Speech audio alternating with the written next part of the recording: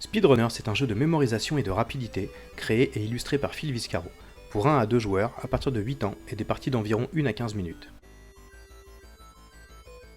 Vous allez devoir apprendre par cœur des niveaux et des schémas d'affrontement de boss, et les reproduire avec vos cartes actions le plus vite possible. Mais attention, le temps est compté et ces séquences changent à chaque partie. Il va falloir faire preuve de courage, de mémoire et de vivacité pour réussir cette mission suicide. Parcourez les niveaux générés aléatoirement, affrontez de terribles boss, et surtout, soyez plus rapide que votre éternel rival, afin de devenir le plus grand héros que la Terre ait connu. Le but du jeu est d'arriver à la fin des 15 stages, et de vaincre les boss le plus vite possible, sans perdre toutes ses vies. Chaque joueur choisit un personnage et prend ses 12 cartes Player 1 ou Player 2. Placez-les devant vous, par type. Prenez 3 cartes vie chacun. Mélangez les cartes stage, et posez le paquet face cachée sur la table. Définissez ensemble votre niveau de départ. 1 à 3 pour les débutants, ou à partir du 4ème pour les joueurs confirmés. Speedrunners se joue en une succession de 15 stages, 12 niveaux et 3 boss, jusqu'à ce qu'un joueur ait battu le dernier boss ou ait perdu toutes ses vies. Le joueur le plus expérimenté pioche un nombre de cartes stage égal au niveau qui va être joué, par exemple 4 cartes pour le niveau 4. Dévoilez les cartes une par une à un rythme soutenu, en les lisant à voix haute. Les deux joueurs vont tenter de les retenir dans l'ordre. Shoot, shoot, jump, run, block, puis retournez le paquet et dites start.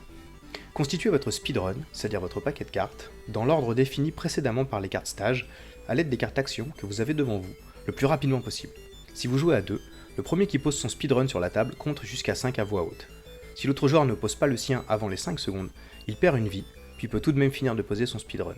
Dévoilez les cartes du stage en les posant côte à côte. Dévoilez votre speedrun en posant les cartes dans l'ordre, au-dessus ou au-dessous des cartes stage.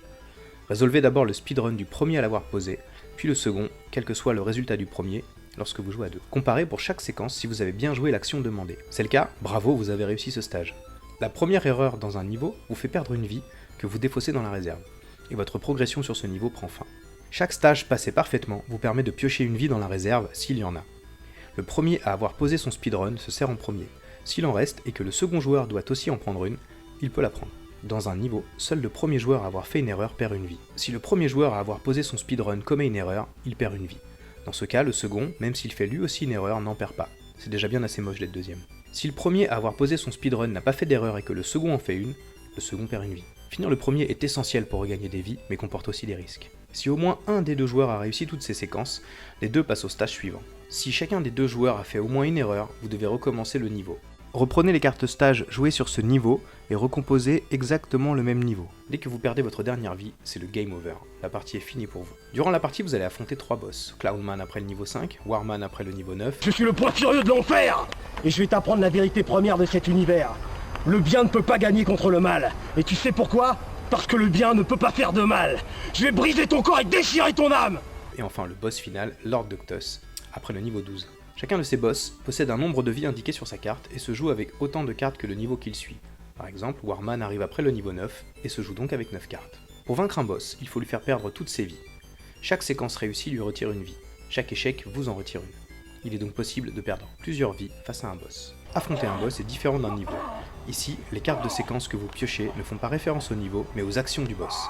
Vous devez donc agir différemment de ce qui est indiqué sur les cartes stage. Pour comprendre, référez-vous aux Z-Boss Fight.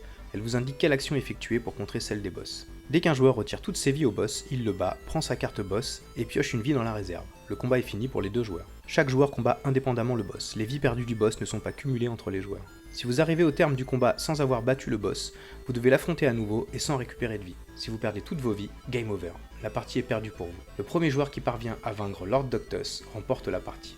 Voilà, vous connaissez désormais les règles de Speedrunners.